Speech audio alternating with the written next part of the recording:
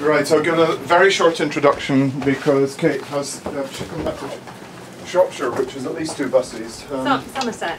Somerset. Begins with an S. Down there somewhere. Yeah. Southern softies. I'll give you that, yeah. So Kate's having to go back early, so the format of the evening is very short introduction. Kate's an activist, has written graphic novels, and we came across her most with her book Red Rosa, which was a graphic biography of Rosa Luxemburg.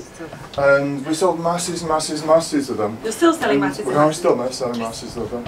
And partly because of that, we'd been a bit cautious about doing graphic novels because of page 45 around the corner.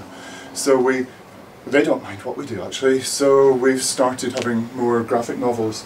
And then it seemed obvious, having had the book on Rosa Luxemburg, to promote Kate's book Threads, which she's going to talk about. And the format of the evening is that she's going to talk for about 20 minutes initially, and then people can get a glass of wine or fruit juice, which they will have to bring back to their seats again because she's going to start in exactly 8 minutes after that, and we're timing people. And she's going to speak for another 20 minutes, and then there'll be some time for questions, and then she'll rush for her train. So that's the format of the evening. Please welcome Kate Evans.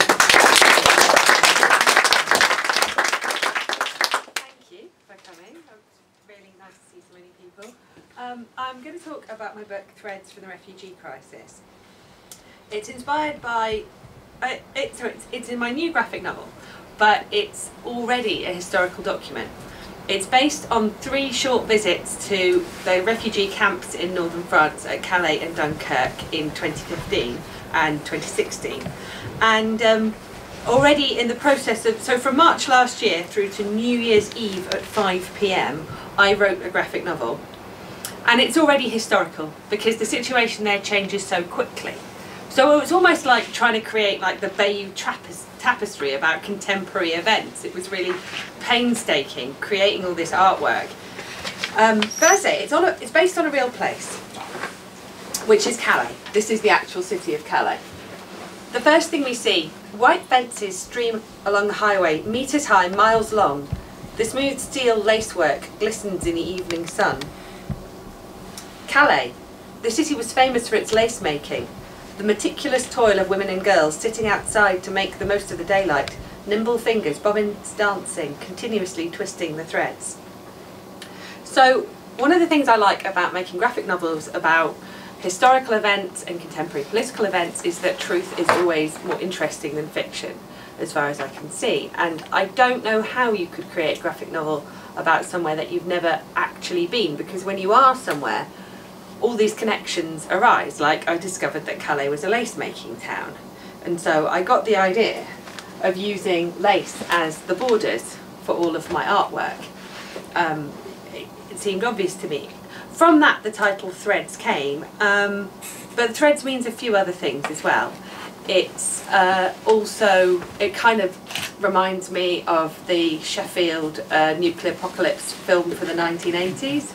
And it was really apocalyptic, visiting the situations people living in Calais. And it's also the threads of phone conversations, because I include like threads of contrasting views on refugees throughout the narrative that I'm presenting. But also, I just wanted to draw attention to the fact that it's only one tiny thread of a very much bigger picture. I felt quite sort of, although I'm pleased with the work that I've done, I don't want to present it as a definitive guide to the refugee situation, because I don't think I'm in a position to. So I like this word threads because it seems to sort of sum up the inadequacy of the representation that I'm attempting to make. The jungle is massive. Oh my. I don't know what I thought I'd see, but I didn't expect this. A microcosmic disunited nations. Over here is Afghanistan, and over there is Sudan. Eritreans, Syrians, Iraqis, and that's one of the unusual things about the European refugee situation caused by the failure of the authorities to act in a meaningful way to a vast humanitarian need, but is that you've got a mixture of nationalities, which isn't the case for the majority of refugee populations around the world. They are on the border of a nation where conflict is taking place. but it's actually more complicated in a way, the fact that you've got a lot of different people all chucked in together. Politicians call them a flood, but of the millions of people around the world fleeing for their lives, this is just a trickle. Maybe 5,000 human beings? Nobody knows exactly. Nobody is counting. These people don't count. Everywhere there's an air of expectation, of impermanence.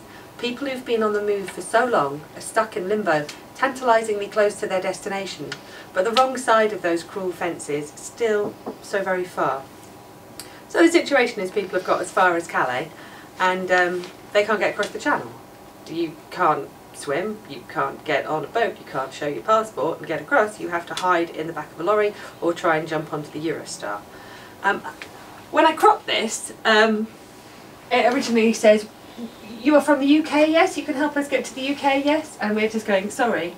But then it cropped, make the PowerPoint, it just says, "UK, yes?"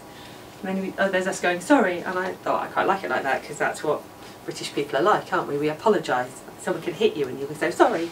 So I thought that sums something up. And also, I don't believe that women should ever apologise for what they do, because we do it too much. However, the artwork here is quite rough, because I drew, when the first time I went to Calais, I came back and I drew a 16-page graphic, comic about it in about 6 days of half term with no childcare. And so I just kind of scribbled it down onto paper. And I did wonder whether I should go back over that artwork and make it neater and better at the beginning of the book. But I decided against it because it sort of suits the subject matter. There are a lot of smiles that I didn't expect. Everywhere little don't worry, you haven't missed the free wine. Everywhere little interactions, points of connection, life's threads crossing. So we went out there to build shelters, which I didn't go over and say, "Hey, it's okay, the cartoonist is here." That was not my intention. I wanted to be useful in any way that I could. And so we're building these kind of shacks, and that's the side wall of one, and then you cover them in plastic sheeting, and the theory is it's better than a tent. Yeah, come in. Don't worry, I was very punctual, I'm sorry. My white privilege grants me the job of guarding the tool tent. We can give out a small handful of nails. I just want a lock. It's not up to me. He's worked all day, but I can't give it to him. We have 3 padlocks in a box, and thousands of people wanting them. I'll just recap and say I went to Calais and I drew a graphic novel about it, okay? Just there.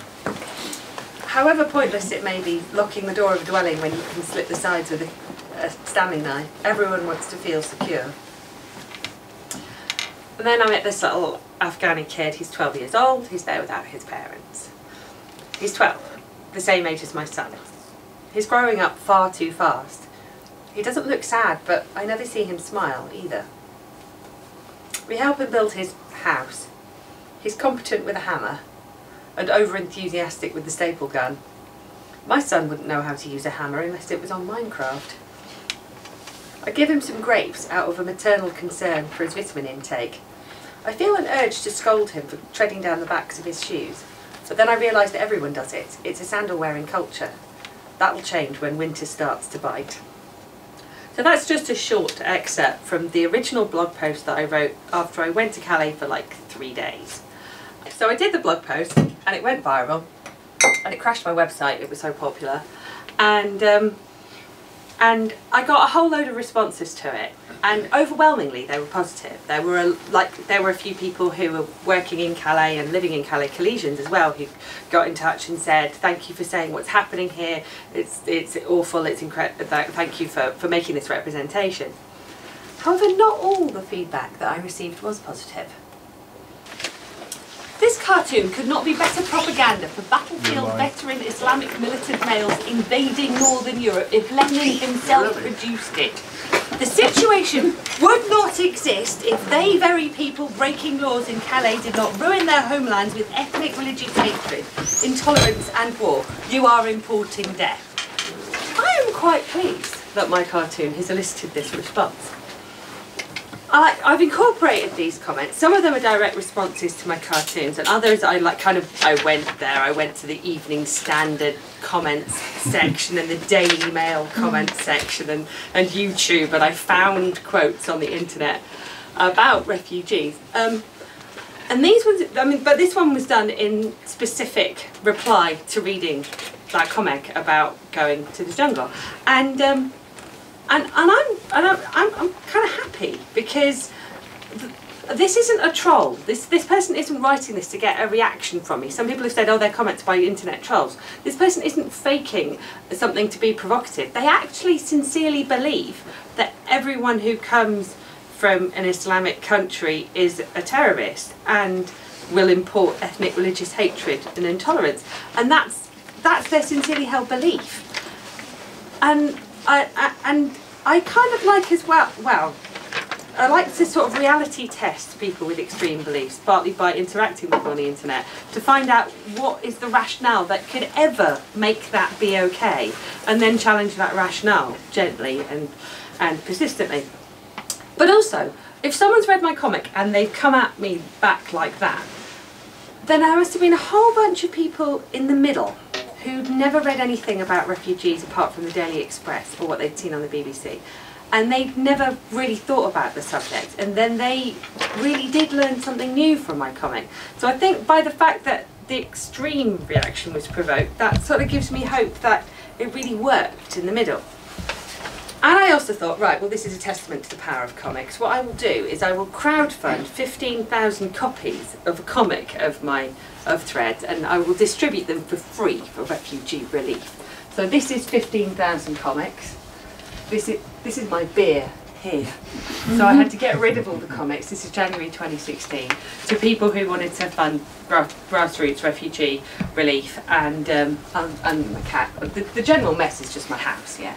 But anyway, so it made me think about the power of comics, the fact that it can elicit such an extreme reaction. And I knew that I would go back to Calais. It's partly because I know quite a lot of other friends who are going out there, and it was sort of like, when are you going back, when are you going back? I'm too busy with 2 kids and cartoon projects, but I tried to squeeze the time that I could. And one of the things that I did the next time I visited the jungle, the third time I visited the jungle, was that I did portraits of people, because I thought I could like do them in waterproof ink, and then I could hand them a portrait, and they haven't got very much stuff and they can't carry very much stuff, but you can carry a picture, and it's quite a nice way to sort of really see someone. It's an intimate thing to do, to draw a portrait, to sit and study every feature of a face. The impossibly thick eyelashes, the soft downy hair growing on the upper lip. This lad is 14, he's there, he doesn't have any parents. The strangely massive Afghan hands. They have got massive hands, these Afghan boys, it's crazy. The kid's ears are slightly furry too, very small and rounded, they look padded. I idly wonder if he has his mother's ears, and I wonder how long it is since she last saw him. And I think of her thinking of him every hour of every day. But these are the kids in the youth centre that was set up in Calais. That is not all of them at all. There was like thousands of people under the age of, like I think it was 1,700 people under the age of 18 that I had documented at the jungle at the time. The other thing you can do as a comics artist when you make a graphic representation of events is that you can create a real sense of being somewhere in a way that I don't think you could do making a film in a place like a jungle. I mean, part of the problem with the European refugee situation is refugees are required to claim asylum in the first country that they come to within Europe, the first safe country, which means that they have to stay completely under the radar the whole way across Europe until they come to the country that is their actual destination. So you can't take photos of some refugee at Calais, because if you do, then when they arrive in the UK, the photo of them in France could be used to send them back to France. So you couldn't turn up with a video camera and say, hey, let's take a film of your life. Or you can make representations of people, but you have to blank out their faces or their hands. But what I can do is I can turn up and I can show you what it was like, and I can just change everyone's faces and change everyone's names and change details about them, but it's still people that you're seeing. So this guy's living in one of those huts that we saw me trying to not really very successfully help build earlier. So it's only 8 foot by 8 foot by 8 cube. We all squeezed into his hut, kick off your shoes, and there's only one place to go. There's 2 grown men in an 8-foot shack. They each have a sliver of broken mirror tacked up to shave by. It's well insulated. It would be warmish, except that we have to leave the door open to let in some light. I'll make you some lunch. It's not a question. Hoshiar busies himself in his 18-inch kitchen, knocking 2 eggs together and tipping them into a pan. The sadness temporarily ebbs from his face in the process. Welcoming, cooking, sharing. You can tell this fits with his sense of how things should be in the world. We play the let's show each other our families on our phones game. So that's us with ours. Hoshiar's turn. Here is my mother, my father, my sister and her children. Oh, they're beautiful. My family home, here. The contrast with Hoshiar's current view is stark. What must it feel like to feel homesick for somewhere it's not safe for you to be? This is the making a cup of tea and putting 8 sugars in it picture. How am I? I don't know. What do I say? He doesn't even want to be here. The plan is to join his uncle in Croydon, but the longer it takes, the more often he fails to catch that elusive lorry, the harder it becomes to even try. There is a big European meeting at the end of the month. They will work out how to help refugees, yes? The enormity, the immediacy of the problem is so clear to Hoshiar that it seems obvious that politicians must want to help. But Hoshiar, refugees can't vote. Didn't you know? Immigrants are always feared, always vilified. They hate you, Hoshiar. They think you're a terrorist. That's what we don't say. So, I'm going to pause at this point and say, like, I've done a lot of public speaking based on the different books that I've done in my career. And I don't usually find it particularly daunting. Like, well, I do kind of like I stood in front of a conference of midwives and showed them a cartoon about physiological birth. And I've stood in front of the International Symposium of Rosa Luxemburg historians and showed them excerpts from Red Rosa. But I find this subject kind of difficult to talk about, partly because why I think it's problematic that it's a middle-class white woman standing up telling everyone about refugees. Like, there's part of refugee relief that is really apolitical. It fits very squarely into the role that middle-class, upper-class white women have played in this country for 500 years, where they go out and distribute largesse to the poor. It needs to be analysed.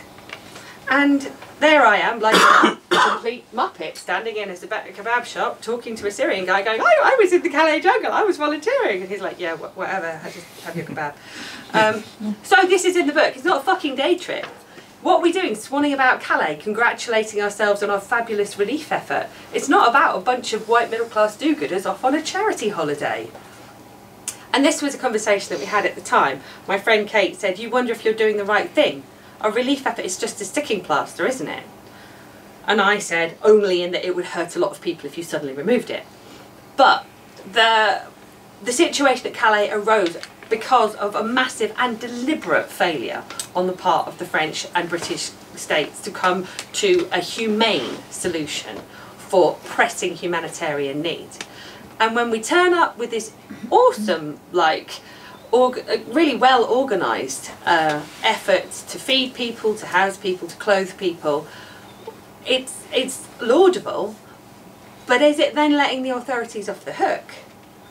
And in the process of distributing that charity, do you then become bound up with power structures, with reinforcing inequalities? This is a point where I'm standing outside.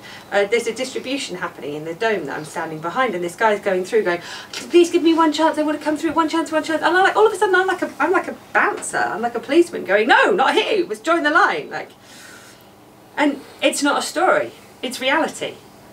And I didn't turn up at Calais and go, "Hey, it's okay. The cartoonist's here."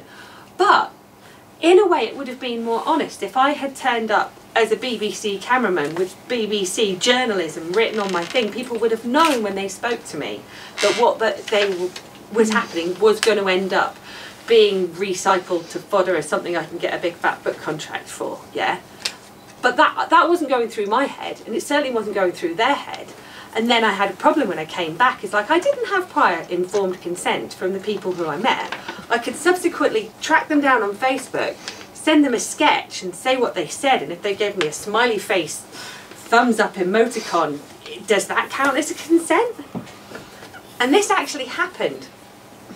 So I was, on the third visit when we went back, I was with my friend Jet, who is a midwife, and she said, I'm going to tell you something and I want it to remain confidential. And I said, I won't draw a cartoon about it, I promise. And I did. But to be honest, the story that she told me, the events that she told me had also been reported in the Independent, so I kind of figured I was off the hook at that point. But still, there's a moral dilemma there. So that was the bit where you were going to get your break to go and have your wine, but we used that up, sorry guys. There'll still be wine at the end. Because the answer that I've discovered to stand up in front of people and talk about the refugee crisis is I'm just going to go full egomaniac, yeah? And I'm going to tell you about every single other book I've ever written and how it relates to the refugee situation. And this is based on a conversation that I had when I was out there. I was chatting to Jet and my husband, and we were travelling together, and we were just going, oh my God, there's so many aspects of this scenario here that is familiar to us, because we've had quite like unusual lives, yeah, all three of us, and we've had a wide range of experiences which echo aspects of the situation that we were encountering, yeah. But what was happening in Calais was and Dunkirk was just loads worse than anything we'd done. So we went through all these different aspects of our lives, and then since I've written all these different books, the aspects of our lives are reflected in those books in turn. Like, I wrote a book called Cops in 1998 when I was living in his house. And it was about road protests, tree protests, specifically like the Newbury bypass, where we all live in trees and we walk along ropes in between them and build the idea that you live in the trees, and then you have to be evicted from them, and in doing so you slow down or potentially make it unviable for people to fell the trees and build housing estates and motorways and open cast coal mines. And so part of the situation at Calais was kind of familiar, because there's a whole set of questions that people ask you if you live in really quote-unquote primitive conditions, which are, aren't you freezing? Where do you sleep? How do you cook? Where do you poo? And how can you cope without having a bath? So I knew all of that, right? So I was walking into Calais, and I wasn't like, you know, some of the poor posh campers at Glastonbury who are like, I can't cope without a shower on my third day. It wasn't, you know, there was reference points there. And I used to live in a truck until about 5 years ago, and I raised a family living in a truck and caravan with a wood-burning stove. This is my son having a bath in a bucket. He's very cold. We didn't leave him there all the time. That was just a one-off, okay? But I would like to say I lived in a truck. It was really warm. I had a wood burner. It was actually colder living in a house, to be honest. And it was not in any way comparable to sleeping in a freezing, like, shack made out of polythene.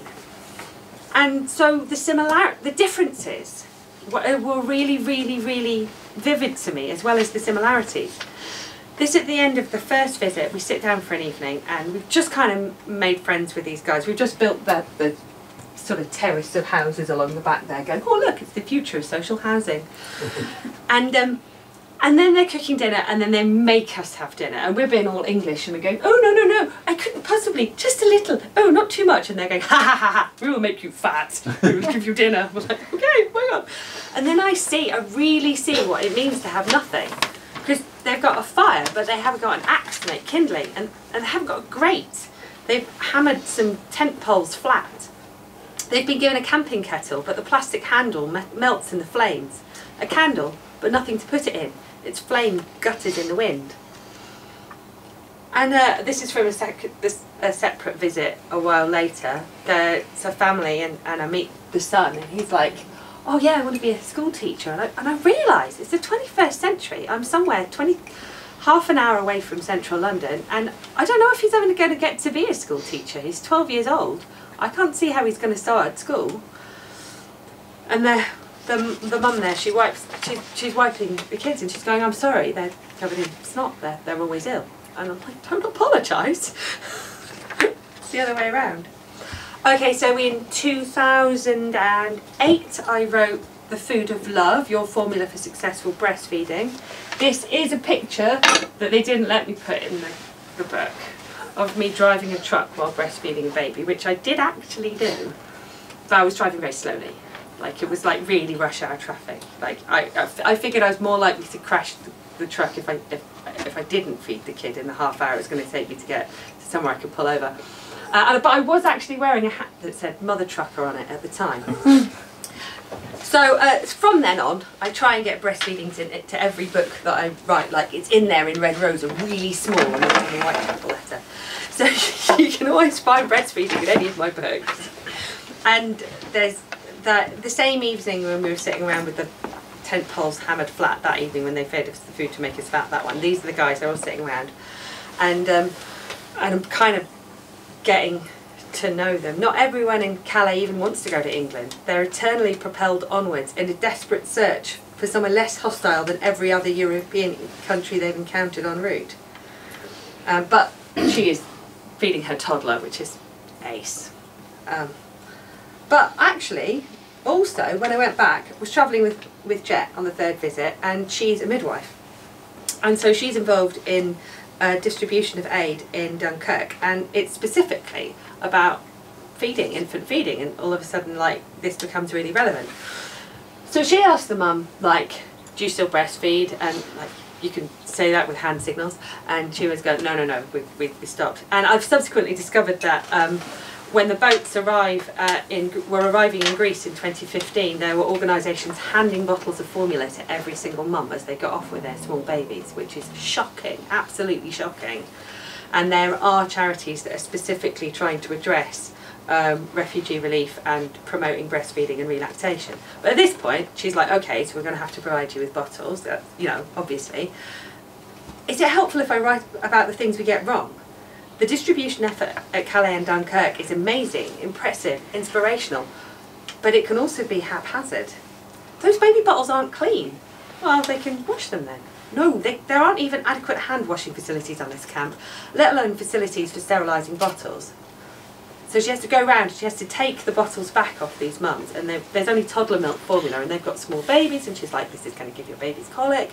She takes them back off them, out of their hands. And it's also sometimes kind of magical.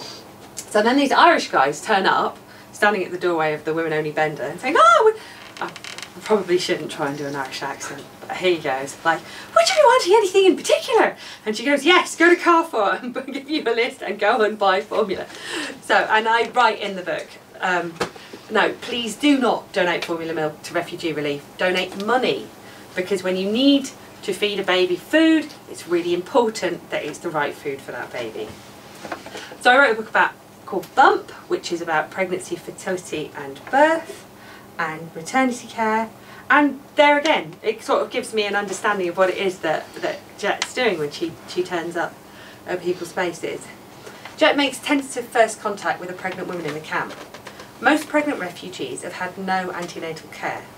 If Jet can build a relationship of trust, she can encourage them to seek any help they might need. But she comes in and meets these people. And the situation of this woman here is that she's lost her husband, she's lost her sister, I'm sorry, her husband has been killed. Too many use the word lost. But she's become separated from her sister, and the Red Cross are trying to track them. And the sister might be in Birmingham, or she might be in Madrid. And so she's stuck, she's in limbo, and so there she is in this camp in northern France. And just the reality of the fact that she's living in an unheated tent, pregnant with small children, and the floor's wet. And they have this big warehouse in Calais where aid is stacked and redistributed and sent back out to the camps. And I just took a little snapshot of this box because I just find it stunning that anyone in this century, in Europe, would be looking at giving birth with a box of donated nappy cream. Okay, so police brutality. I'm aware this is a function of my gender and my race, but I've had quite a lot of experience of drawing police brutality and drawing riot cops. I'm kind of a bit bored of drawing riot cops, like hysterical men dressed up like stag beetles on crack, like whatever. But so this is from a cartoon in 1995, and this is from something about human rights that I pulled together called Big Brother in a comic that I did in 2004, I think. No, 2001. And but the thing about the police brutality that I've encountered is that I have gone looking for it to some extent. It's like I have decided to go and put my body on the line, actively resist evictions, turn up at demonstrations. Like, I've had the privilege in my life to choose to actively engage with the police rather than be a target from them. And that is not the case in Calais. And it was also hard for me as an activist to turn up there and realise you have to be really nice to the cops, because it's not you who's going to get beaten up by them, it's some 15-year-old. There was, my friend Sue, she was working in the youth centre, and these 14 and 15-year-old kids, they were 3 miles away at the Lidl distribution depot trying to break into lorries. And the cops found them, it was the middle of the day, and they took their phones, their shoes and their clothes off them and threw them in the canal and made them walk back in their pants. And they turned up, and this kid had been given a shirt when he first got, but he was wearing a shirt and just pants. And he turned up in the youth centre, and she was just so shocked. And they were really laughing, partly at her face, and they were also saying, "Oh, you see the police, they're very poor. They need our shoes. They don't have enough money, so they steal ours." Like, so when Jet was there, the camper at Dunkirk was taken over by police, and the first thing they did was they moved all the international volunteers off the site. And they crept around the back through the woods, and they could see them, and these guys are carrying machine guns. And so it was sort of a unique situation for me as regards police brutality, because what can we do? Nothing. So we're in the car later, and this is the bit where she says, you know, well, it starts off, she goes, "Can I smoke if I wind the window down?" We go, "Yeah, sure, are you okay?" And she goes, "No." That's the bit where she says, "I'm going to tell you something and I want it to remain confidential." We found out what happened when the police came through the camp this morning. Remember that family I told you about? The single mother of the twins? The police stormed into her home and threw her stuff all over the floor. She didn't have twins, by the way. I added that in to make her not identifiable. I checked, there were no twins. There were no girl twins, so I made it be her so that it's a retelling of her story without it being exploitative, because I couldn't get her consent. The police stormed into her home, threw her stuff all over the floor. She was begging them, "Please don't photograph my children." Now, I'm not going to tell you what happens next. You can read the book if you like. Eviction. So I've had a lot of experience of eviction, because that was kind of the point of the road protests, is that you fortify a woodland so that it's as expensive as possible to evict you. And then sort of inadvertently, like the whole point of being a traveller, new traveller, is you're on the road. So this is my friend Ruth reading an eviction order with a really amusingly pissed off look in her face, and there's my little son being all fat again. This was so long ago. So, and if you look at this one, it's got like these bulldozers here. So while I was writing the book, the Calais jungle was bulldozed, and I had a reasonable idea of what that's like, because I've been in situations where everything goes full Armageddon and they come in with bulldozers. So I recreate that in the book together with the witness testimony from Sue, who was there at the time. I can't explain the noise of the machines. Screeching, tearing, ear-splitting, clanging. The jaws discharged debris into massive metal skips. And the police, rows of them, like robots, like insects. A man holds a mirror up to their faces so they can see what they've become. They don't react. This is it. I'm searching for freedom in Europe, but I find none. This was like from photos at the time. How must it feel, having lost everything before, to lose everything again?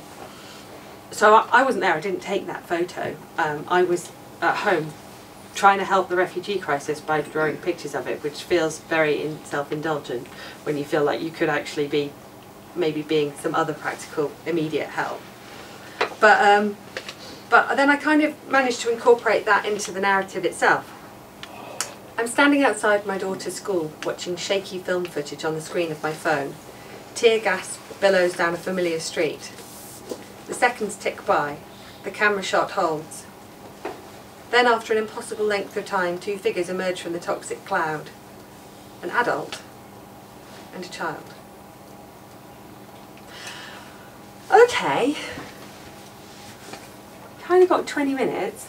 I could talk about structural core. I'll just wing through some of the structural arguments about refugees and then sign books at the end. So, I got this question, why are there so many refugees? Because as I've previously stated, I find some aspects of the idea of providing relief for refugees really quite annoyingly apolitical. And if you think that there are refugees because some people are from countries which are a bit hot and other people are from countries that are a bit fighty, to be honest, you are part of the problem. So I drew a picture and when the Gulf War broke out in 2003, and it doesn't fit all of it on the screen, but the way that it splits up kind of talks about, sort of frames something that I want to talk about militarism. So the picture's called Blood for Oil, but we see this on the mainstream news. You see the planes dropping the bombs. You rarely see actually what the results of the bombing are, although that is starting to change with more citizens journalists, with people carrying phones with them rather than being relied on embedded camera crews. But what we don't see is the interests that cause the wars, that cause the refugees, because wars are a struggle for resources, they are a struggle for power, they're a struggle for things.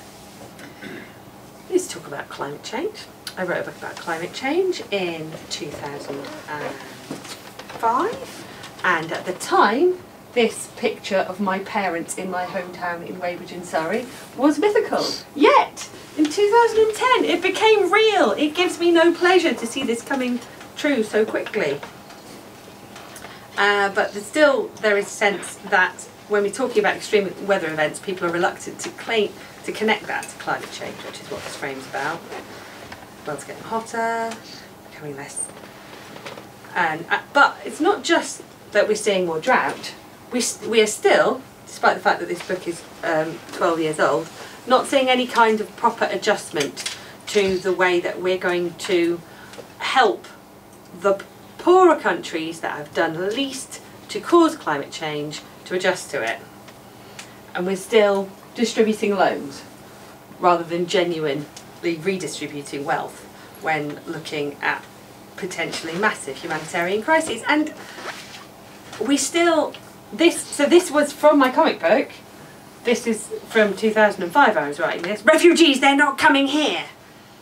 And the double standard represented for this guy has only become exacerbated. So he's the baddie in the book, yeah. And he kind of represents capitalism. But later on in the narrative I talk about ways in which England could become less habitable. And he goes, oh gosh, in that case I'll have to consider relocating abroad. And I go, well, that'll make you a refugee. And he goes, oh no, it makes me an expatriate. I like to refer to people, I'm getting bored of the word refugee and I'm like to call people expatriates. I was hanging out with my expatriate Kurdish friends. So yeah, I could talk about capitalism. I have to talk about capitalism. I don't understand how anybody who thinks things through can't be critical of capitalism. And one of the nicest ways in which I got to explore this was in Red Rosa, because she's Rosa Luxemburg was born in 1871 in Poland, and she was a tiny, limping revolutionary socialist in a country where it's illegal to be a revolutionary socialist. And so I got to talk about capitalism through the history of the resistance to it.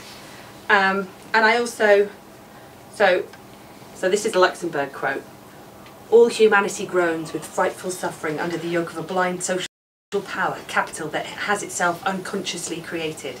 The underlying purpose of every social form of production, the satisfaction of society's needs, is turned completely on its head.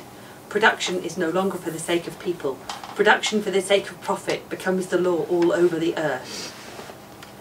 That makes it sound really heavy. There's actually really good like sex scenes and action-packed revolutions and stuff in it. It's more fun than you'd lead it to me. This is another quote of Luxemburg. She wrote something called The Accumulation of Capital, where she talks mathematically about capitalism and sort of proves why it has to keep expanding it into non-capitalist markets in order to exist. She's an incredible economic thinker, completely ignored on account of her gender. She's just awesome, basically. She's like indomitable. Like Asterix has nothing on how indomitable Rosa Luxemburg is as a cartoon character and a person. And she was also a refugee.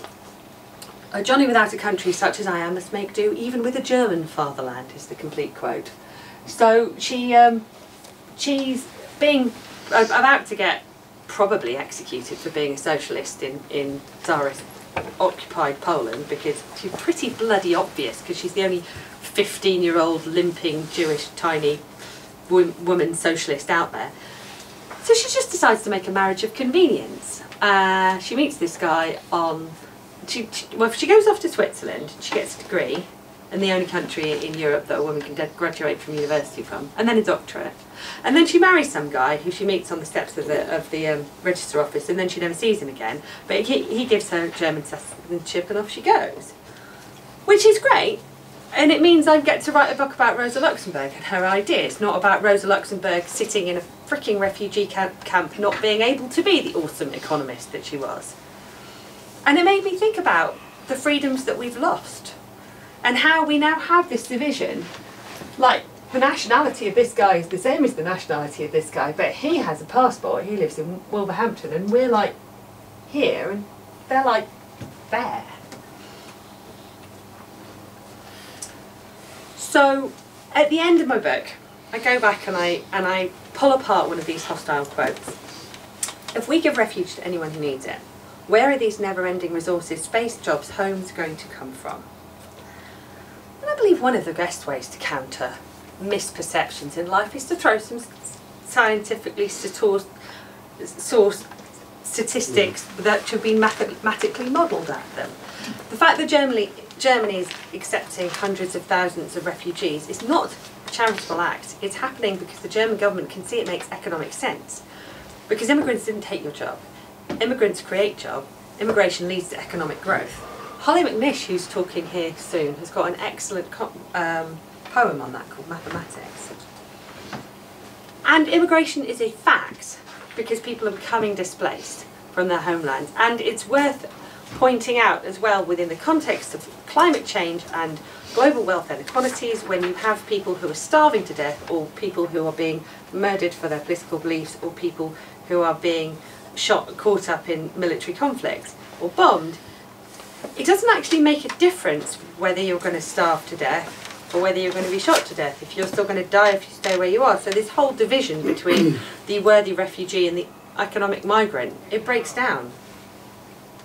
You have to wait for NHS treatment. You can't get your children to a school of your choosing. Why not help the homeless in this country? Austerity is not a necessity, it is a political decision. This wholesale assault on public services is being conducted in the name of transferring wealth from the poor to the rich. And the trick that is being pulled time and time again from the people in power is to blame immigration for the fact that wealth is being funneled upwards rather than shared out fairly.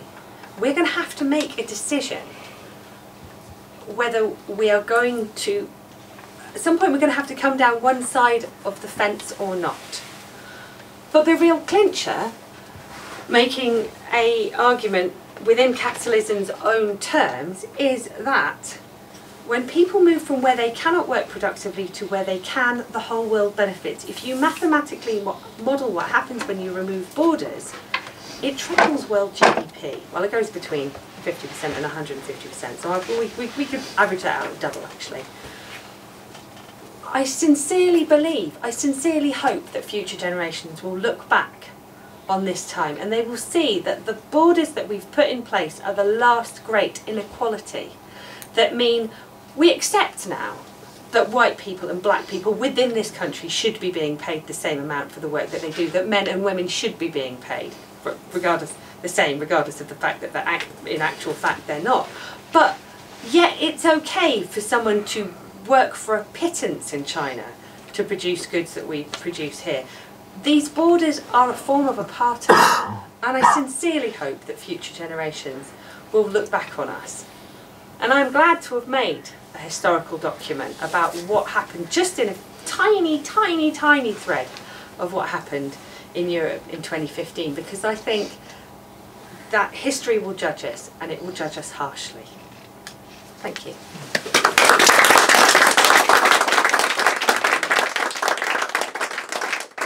I'll give a quick shout out to the Phone Credit for Refugees group, which are really cool, and if you want to donate money to them, they're my preferred charity. They're a Facebook group, but you can also Google them and just send money.